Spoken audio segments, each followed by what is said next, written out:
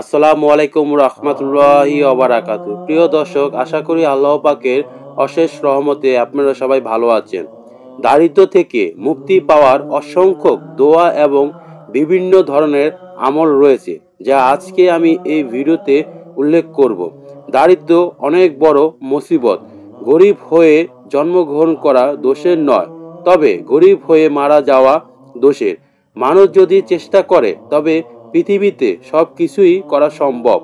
চেষ্টা এবং আল্লাহর কাছে সাহায্য এবং দারিদ্র্য থেকে মুক্তি পেতে সব সময় সর্ব অবস্থায় আল্লাহর কাছে দোয়া প্রার্থনা করা। মানুষ যখন গরিব হয় তখন সে ঋণ করে বসে।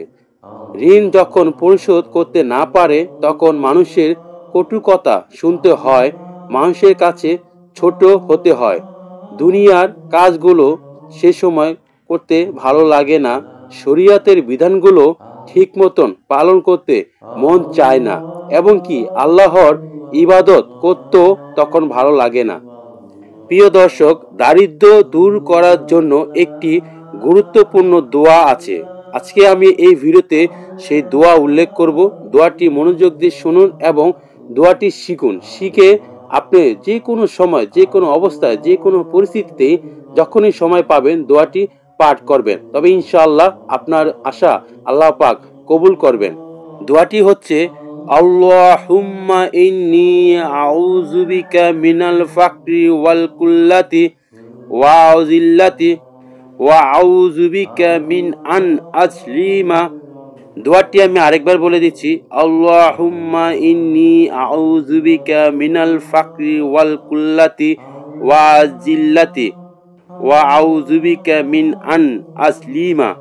প্রিয় দর্শক, এই দোয়াটির বাংলা অর্থ, হে আল্লাহ, আমি আপনার কাছে আশ্রয় চাইছি দারিদ্রতা থেকে, আপনার কম দয়া থেকে এবং অসম্মানীয় থেকে, এবং আমি আপনার কাছে আশ্রয় চাই নিজের উপর জুলুম করা এবং অন্য কারো দ্বারা জুলুমের শিকার হওয়া থেকে।